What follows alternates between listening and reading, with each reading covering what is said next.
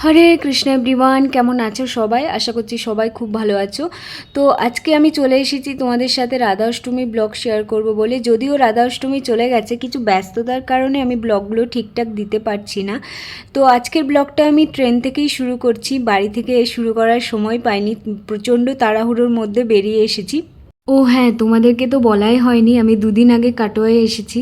এখান থেকে সবাই মিলে যাচ্ছি মায়াপুরে। তো তোমাদের সাথে কথা বলতে বলতে দেখো এখন বিষ্ণুপ্রিয়া স্টেশনে নেমে পড়েছি। ট্রেন থেকে নেমে টোটো করে এখন আমরা যাব হচ্ছে ঘাটে। তো এখানে দেখতেই পাচ্ছ আমরা ঘাটে চলে এসেছি, এসেই সুরজিৎ চলে গেছে টিকিট কাটার জন্য।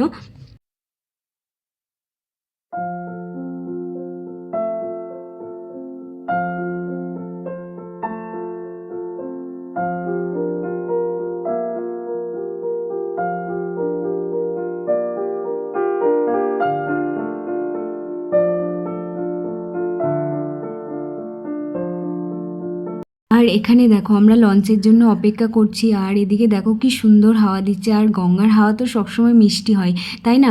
তো যাই হোক, এখানে দেখো গান্ধারিও চলে এসেছে। আর এখানে দেখতেই পাচ্ছ লঞ্চ চলে এসেছে, আমরা লঞ্চে উঠে পড়েছি। লঞ্চ থেকে নেমে টোটো করে এখন আমরা যাচ্ছি হচ্ছে নামহট্ট গেটের ওখানে।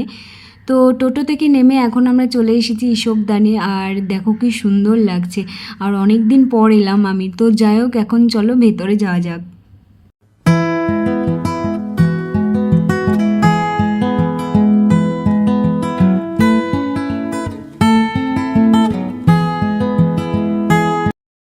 এখন আমরা ভেতরে চলে এসেছি, আর গোবো এখানে দেখতেই পাচ্ছ রিসেপশনে কথা বলছে। তার কারণ হচ্ছে আমাদের দুজনের আসার কথা ছিল, অনেকজন হয়ে গেছে, তার জন্য গোবো চাইছিল একটা রুম যদি এক্সট্রা পাওয়া যায়। তখন ওখানে বললো আর রুম এক্সট্রা পাওয়া যাবে না, এখানেই থাকতে হবে আমাদেরকে, কিছু করার নেই। তো এখানে দেখো কি সুন্দর লাগছে ভগবানকে। তো এখন আমরা রুমে চলে এসেছি, এই হচ্ছে আজকে আমাদের রুম, তোমরা দেখে নাও একবার।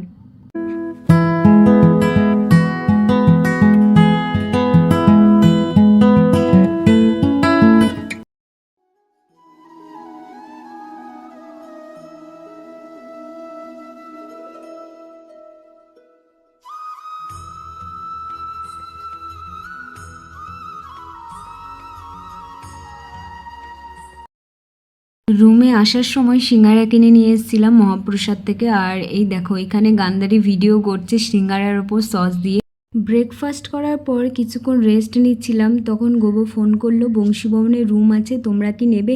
দিয়ে সবার সাথে একটু আলোচনা করলাম, দিয়ে সবাই বলল হ্যাঁ নেওয়াই যায়, যেহেতু এই রুমটা ছোট। তো এই হচ্ছে বংশীভবনের রুম।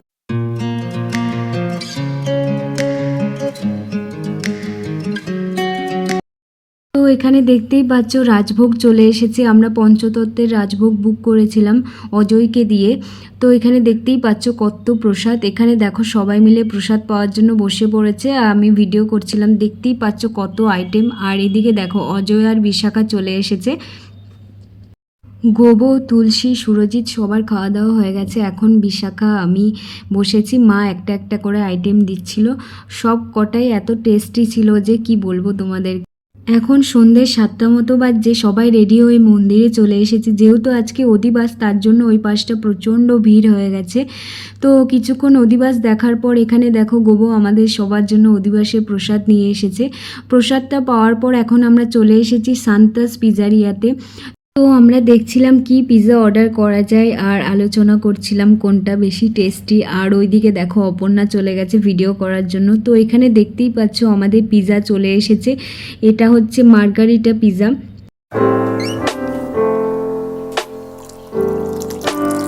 তো চলো আজকের মতো এতটুকুই, আবার দেখা হচ্ছে নতুন ব্লগে। ব্লগটা যদি তোমাদের ভালো লেগে থাকে তাহলে please do like, comment, share and subscribe my channel. Hare Krishna.